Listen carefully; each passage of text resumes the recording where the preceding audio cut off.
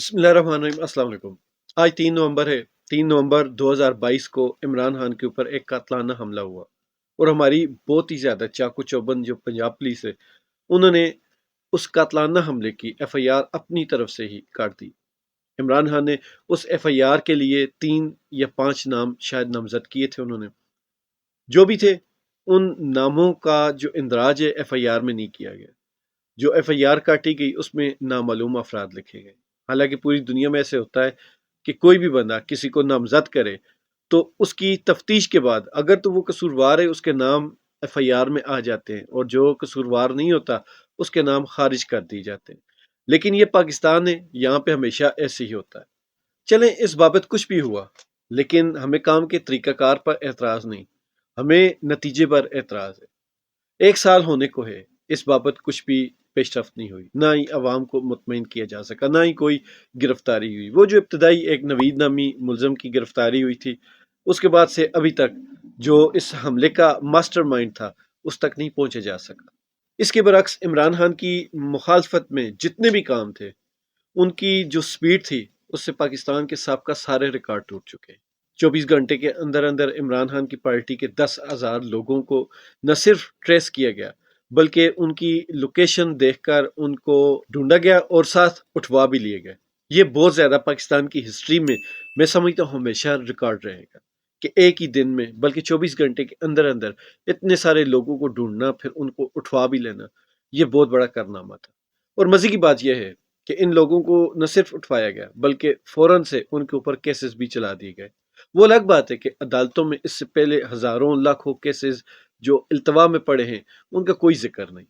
اگر الیکشن کی بات کر لیں تو الیکشن میں سیکیورٹی نہ ہونے کا بہانہ بنانے والے ایک مخصوص پارٹی کے خلاف اس قدر ایکٹیو تھے، جو پوری پاکستان کی نمائندہ جماعت تھی، ان کے ہر کارکن کے اوپر نظر رکھنی، ان کے جو نمائندے تھے ان کو اٹھوانا، ان سے پریس کانفرنسز کروانی، ایون کہ کوئی بندہ گھر سے اس پارٹی کا جھنڈا لے کر نکلے تو وہ اگلے چوک سے پہلے پہلے در لیا جاتا۔ یہ تھی سپیڈ، یہ تھا کام کے ساتھ محبت کا نتیجہ۔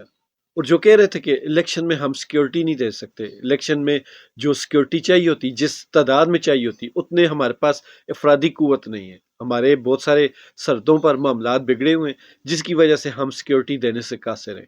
اور وہی جو پی ٹی آئی ایک مخصوص جماعت تھی اس کے خلاف جس طرح کا یہ کنٹرول کیا گیا، یہ میں سمجھتا ہوں کہ دنیا کی ہسٹری میں سب سے بڑا کنٹرول تھا۔ مطلب کہ جو جماعت پورے پاکستان کی جماعت تھی اس کو ایسے کنٹرول کر لیا کہ کوئی بندہ گھر سے بھی نکلتے ہوئے ڈرتا تھا۔ تو بہرحال پاکستان میں اس پچھلے جو 2 سال ہیں اس میں ایسی ایسی چیزیں اور ایسے ایسے کارنامے ہوئے کہ دنیا دیکھ کر دنگ ہے۔ ہماری 99% جو عوام ہے انہوں نے جیو فینسنگ کا نام 9 مئی کے بعد پہلی بار سنا تھا، اور 9 مئی کے بعد جو 1% کے لوگ تھے انہوں نے جیو فینسنگ کی جو ایفیشنسی ہے، جو اس کے کارنامے ہیں، وہ پہلی بار دیکھے ہوں گے۔ جیو فینسنگ کے یہ والے کارنامے دیکھنے کے بعد پاکستانی عوام اس بات پر بالکل مطمئن ہو گئی تھی کہ پاکستان میں اب کوئی بھی چور ڈاکو چھپ نہیں پائے گا۔ اگر کوئی بھی چوری کرتا ہے، کوئی ڈاکہ ڈالتا ہے یا عوام کو کہیں بھی کوئی نقصان پہنچاتا ہے تو اس ٹیکنالوجی کے ذریعے اس بندے کو فوراً سے ڈھونڈ لیا جائے گا، اور نہ صرف ڈھونڈ لیا جائے گا بلکہ اٹھا کر اس کے اوپر کیسز بھی چلا دیے جائیں گے۔ لیکن بعد میں لوگوں کو آہستہ آہستہ اندازہ ہوا کہ یہ جو ٹیکنالوجی ہے، اس میں جو سافٹ ویئر ہے، وہ صرف عمران مخالف ہے۔ عمران مخالف کام ہی اس سے ہوتے ہیں، اس کے علاوہ وہ کوئی کام نہیں کر سکتی۔ اب یہی دیکھ لیں کہ جس بندے پر قاتلانہ حملہ ہوا اس بندے کو تو جیل میں ڈال دیا، اور اس بندے نے جن جن لوگوں کے نام لیے تھے، جن کو نامزد کیا تھا، وہ آزادی سے گھوم رہے ہیں، بلکہ انہوں نے ہی تو اس کو جیل میں ڈالا۔ اور لاکھوں کیسے سر پر ہونے کے باوجود ہماری معزز عدالتیں کہتی ہیں کہ ہم شب و روز انصاف کے لیے کوشش کر رہے ہیں، بلکہ وہ تو یہ دعویٰ کرتے ہیں کہ ہم نے ہمیشہ انصاف کا سر بلند کیا۔